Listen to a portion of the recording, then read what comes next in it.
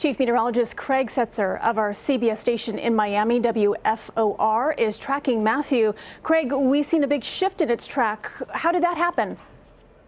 Yeah, we did see a big shift. Matthew, Category 4 storm moving to the north. And the shift is because the computer models that go into making that track also shifted. In fact, they shifted very far to the west. Pretty high confidence we're going to see the storm continue to move north over the next couple of days. The Wednesday night, Thursday morning position here, moving across and out of the Caribbean and into the southwest Atlantic here through the Bahamas. But now South Florida potentially threatened as the cone and the shift went on to the west.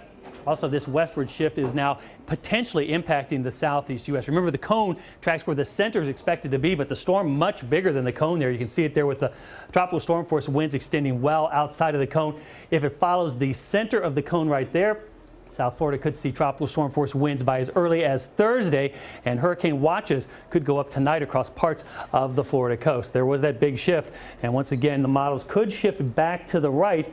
But right now we're going to be watching it very closely because that shift to the right also could have downstream implications maybe for next weekend in the northeast U.S. Christine? Well, Craig, regarding that potential impact to Florida, what are the chances, if any? I know it's hard to predict, and say for sure, but what are the chances of it actually taking a sharp right there and completely missing the U.S.?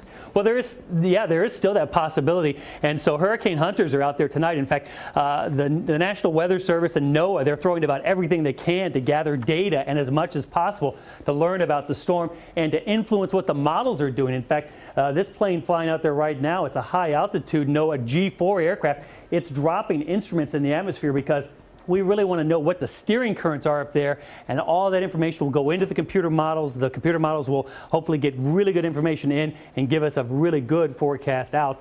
That, of course, would be a track away from the U.S. right now. Too early to call. All right. I'm sure you're in for some long days ahead, Craig. We wish you well. Thanks for joining us. Thank you.